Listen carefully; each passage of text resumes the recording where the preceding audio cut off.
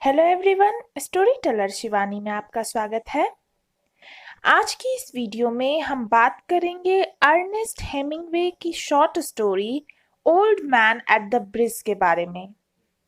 Ernest Miller Hemingway एक American novelist, short story writer, journalist और sportsman थे। इन्हें 1954 में नोबेल प्राइज फॉर लिटरेचर भी मिला और इनका दूसरे राइटर्स पर ग्रेट इम्पैक्ट रहा। इनका जन्म 21 जुलाई 1899 में और डेथ 2 जुलाई 1961 में हुई। अर्नेस्ट हेमिंग्वे की ये स्टोरी 1938 में हुई स्पेनिश सिविल वॉर की पृष्ठभूमि में सेट है।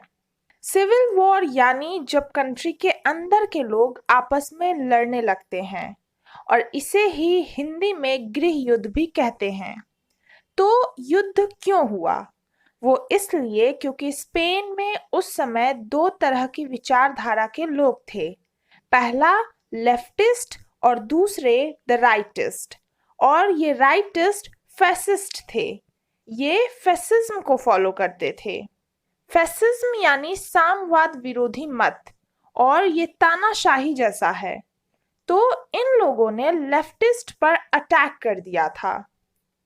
तो अब अगर बात करें स्टोरी की, इसे 1938 में पब्लिश किया गया था और ये स्टोरी एक वॉर करस्पॉन्डेंट यानी युद्ध संवाददाता और एक ओल्ड मैन के बीच की कन्वर्सेशन के बारे में है, जिसमें उस ओल्ड मैन को स्पेनिश सिविल वॉर के दौरान अपना होम टाउन छोड़ना पड़ा।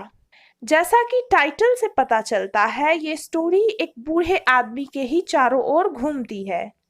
ये बहुत ही शॉर्ट और सिंपल स्टोरी है जो पावरफुली डिपिक्ट करती है कि युद्ध कैसे आम लोगों की लाइफ्स को अफेक्ट करता है, वे लोग जो बिना किसी पॉलिटिक्स के हैं। तो ओल्ड मैन को युद्ध से कोई लेना देना नहीं है, लेकिन उसे अपना घर और अपने प्यारे पेट्स को छोड़ना पड़ा, जिन्हें वो अपनी फैमिली की तरह मानता था।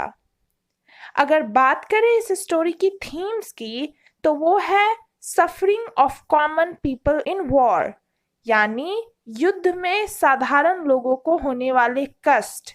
मैन्स लव फॉर एनिमल्स, यानी एक आदमी का जानवरों के लिए प्यार।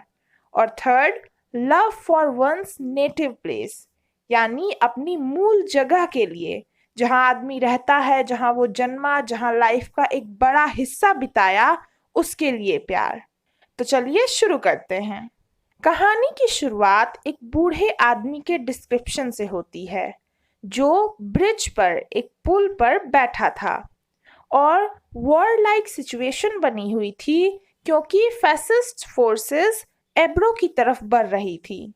एब्रो एक जगह का नाम है और हमारे नैरेटर जो युद्ध संवाददाता है, उन्हें ये उत्तरदायित्व मिला था कि वो नाव के पुल को पार कर ये पता लगाए कि जो एनिमी फोर्स है, शत्रु दल है, वो कितने आगे तक आया है, उसमें क्या प्रगति हुई है। तो उन्होंने देखा कि एक बूढ़ा आदमी जिसने स्टील का रिम्ड चश्मा और गंदे धूल से सने कपड़े पहने हुए हैं, पुल पर सड़क के किनारे बैठा था, जबकि गाड़ियां, ट्रक्स और लोग दुश्मनों से बचने के लिए उनसे सुरक्षित दूरी पर जाने के लिए पुल पार कर रहे थे। लेकिन वो बूढ़ा आदमी आगे चलने के लिए बहुत थका हुआ लग रहा था। उस बूढ़े आदमी को बहुत लंबे समय तक वहां बैठे देखकर स्पीकर उसके पास गए और उससे पूछा कि वो कहाँ से आया है। बूढ़े आदमी ने जवाब दिया कि वो सैन कार्लोस से आ रहा है, उसका नेटिव टाउन, जो कि यहाँ से 12 किलोमीटर दूर है। और वो आदमी ये बताते हुए मुस्कुरा रहा था, क्योंकि उसे अपनी जगह से बहुत प्यार था। तो जब उसने अपने शहर की बात की, उसके बारे में बताया, तो उसे बहुत खुशी हुई और ऑटोमेटिकली उसके चेहरे पर एक स्माइल आ गई।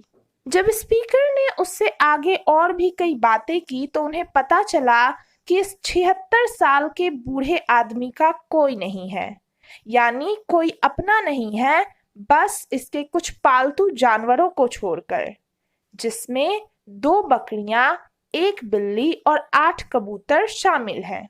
ये ही उसकी फैमिली थे और वो अपना समय इन्हीं के देखभाल में बिताता। पर अब चूंकि शत्रु की सेना आ रही थी, तो उसे अपनी जगह छोड़कर जाने को कह दिया गया और इसलिए वो अपने जानवरों को उनके भाग्य भरोसे छोड़ने पर मजबूर हो गया। बूढ़ा आदमी इस बात को लेकर बहुत चिंतित था कि उसके परिवार यानी जानवरों का क्या होगा। वह सोचता है कि बिल्ली तो खुद की देखभाल कर लेगी, पर बकरियों और कबूतरों का क्या?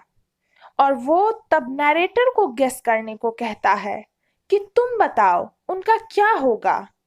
इस पर स्पीकर उसे सांत्वना देते हैं कि वे सब ठीक होंगे। वो उससे पूछते हैं कि क्या उसने कबूतर के पिंजरों को खुला छोड़ा है, तो बूढ़े आदमी ने जवाब दिया, हाँ। इस पर स्पीकर ने कहा, तब तो वो उड़ जाएंगे, लेकिन बकरियों का क्या होगा वो ये नहीं बता पाए। अब आगे नरेटर उस आदमी को आगे बढ़ने की प्रेरणा देते हैं कि चलो अब उठो और आगे बढ़ो, क्योंकि अब मैं यहाँ से जाऊंगा।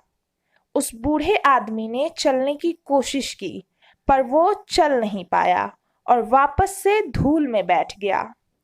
आखिरकार वो 12 किलोमीटर चलकर आया था और इस उम्र में वो अब बेबस और लाचार हो चुका था।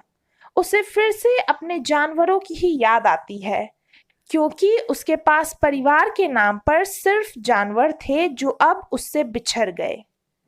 नरेटर बताते हैं कि वो ईस्टर संडे का दिन था और काले बादल छाए थे।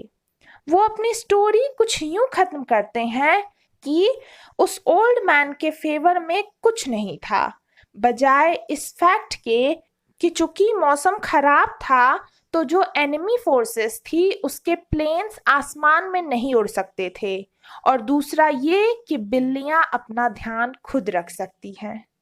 यानी अगर प्लेन उड़ पाते तो वो बूढ़ा आदमी अभी तक में मारा जा चुका होता या उसके साथ कुछ बुरा होता, और चूंकि उसका परिवार उसके जानवर थे तो परिवार का एक भाग तो कम से कम बच जाएगा, जो कि वो बिल्लियां हैं, क्योंकि हर कोई अपने परिवार को प्रोटेक्ट करना चाहता है।